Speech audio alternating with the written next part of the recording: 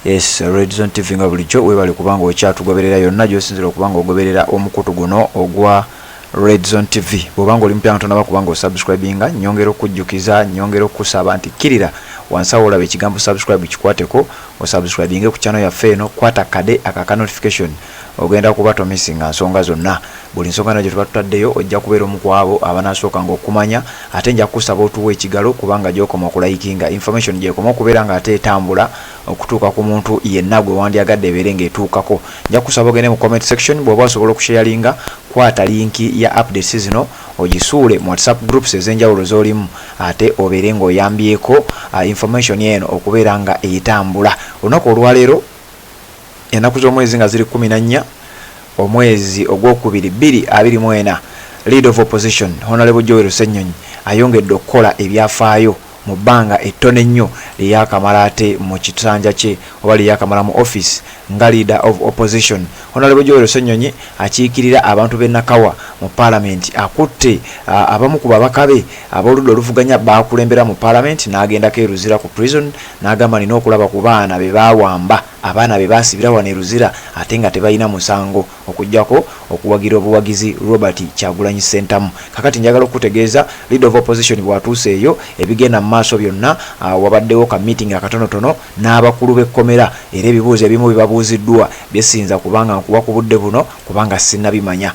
era ebivaayo byonna ogenda bimanya. Ky'olina okukola kiri kimu, kwekuumira ku Red Zone TV, byonna tubeere nga tubikuwa, byonna bibeere nga bikutuukako. Honorable Ssenyonyi wagendedde mu kkomera lino, wagendedde e Luzira okulaba ng'alambula ku baana bano bangi nnyo, ng'oggyeko bano 18 gavumenti be yakkiriza nti tubayina naye nga tetubalabangako, teboogera wawe bali, teboogera oba balamu oba bafu, abe 18 ng'obatadde ebbali.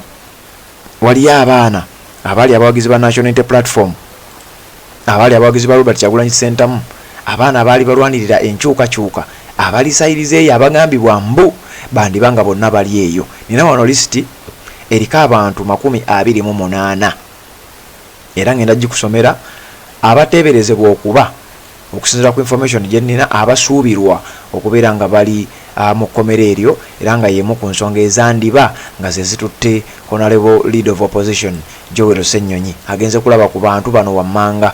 Waliwo Olivia Lutaya, waliwo Sekitoleko Yasini Machete, waliyo Robert Lugumayo, waliyo Muhindi Kakooza, waliyo abantu nga Patrick Mwase, Simon Kijambo, waliyo Abdu Matovu, waliyo Segujja Rashid, waliyo Ronald Kijambo, waliyo Sharif Kalanzi, waliyo Joseph Muwonge, waliyo Misa Chiwanuka, waliyo Abdallah Kintu, waliyo Umaru Emakato, waliyo Kavuma Musa, Ibrahim Wandera, Asbat Nagwere, Stephen Masakulu, Jime Galukande, Paulo Muwanguzi, Sharifu Matovu, David Mafabi, Abdallah Gibusiwa, Livingstone Katushabe, Swaibu Katabi, Siraje Modebo, Joseph Muganza, Stanley Luanga. Abantu bano information gye nnina endaga nti bali mu makomera,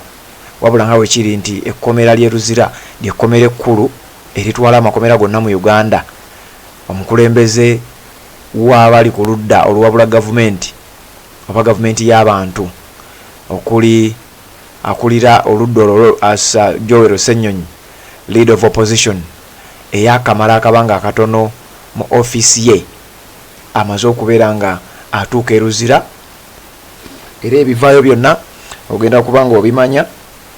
Kyolina okukola kiri kimu, kwekuumira ku mukutu guno ogwa Red Zone TV, ensonga eberenge okutuukako bulungi nnyo, n'amawulire agavudde mu Parliament ku nsonga za National ID byonna ngenda kubanga mbikuleetera. Kyolina okukola kiri kimu, kwekuumira ku mukutu guno, kusubscribinga oba tonaba kubanga osubscribinga kikole, ate ogende ne mu comment section teekamu obubaka bwo, oba olina ggulire nga lyotuwa, oba olina nsonga nga gy'oyagala okubaganyako ebirowoozo, oba olina ekintu kyonna kye wandyagadde tubeere nga ate tukuteerayo ssaawa zino, tujja kuba tukikwasaganya. Kkomera ly'e Luzira lirina ebyafaayo eby'enjawulo, sijja kuba nga mbikuweera wano, naye nja kuba nga ate nkutuusaako amawulire gonna aganaava sayidi eyo nga we nkugambye.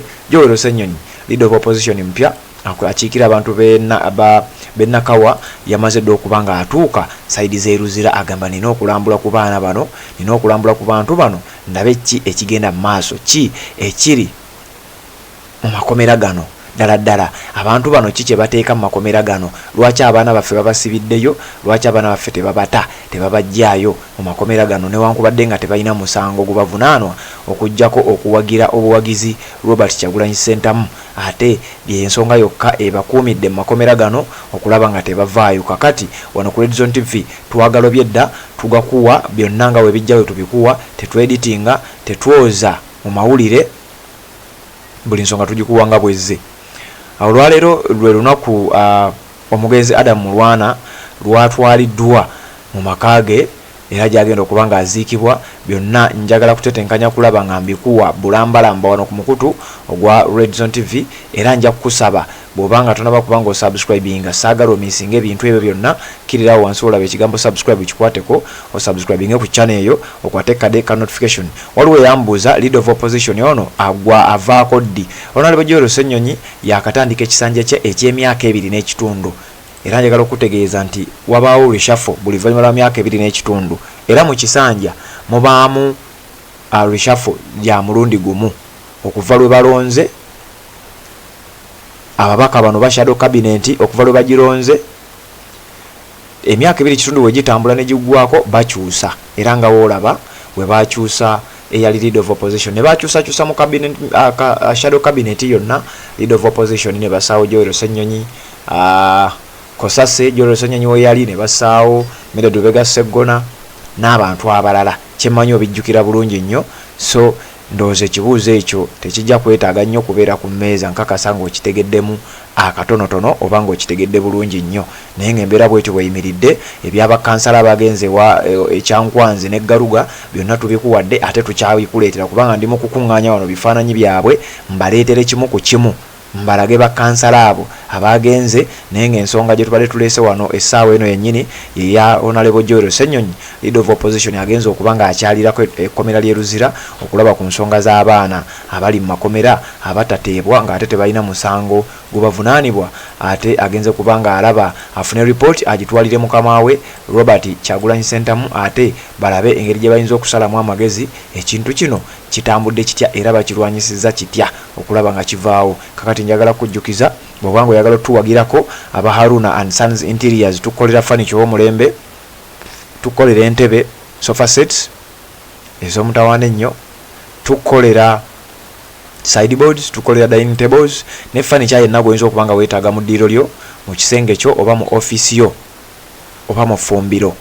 Furniture oyo ow'omulembe ate ku bbeeyi ensaamusaamu, bbeeyi yakuteesa ne tukwasaganyiza ekintu nga bwe wandyagadde kibe. Baharuna and Sons Interiors tusangibwa wano kumpi e Kawempe, okumpi n'ewaali Avis Company we yali kukuba erigenda ettula. Bw'otuukawo ennamba y'essimu gy'okubako yeeyo eri 0753 16 ojja kuba ate otutuuseeko bulungi nnyo tukwasaganyize ensonga eza furniture. Ssenyonyi leader of opposition bw'atyo bw'alabise abwe twogerera bali Luzira ku prison. Embeera yonna nga bw'enaavaayo ngenda kuba nga mbiku reportingira wano ku Red Zone TV. Weebale kubanga okyatambula naffe tuwuliziganyemu updates eziddako, kubanga we nkugambye tulina amawulire mangi ate tulina okugakuwa gonna. Ky'olina okukola kiri kimu kwekuumira wano n'obeera ng'otambula naffe.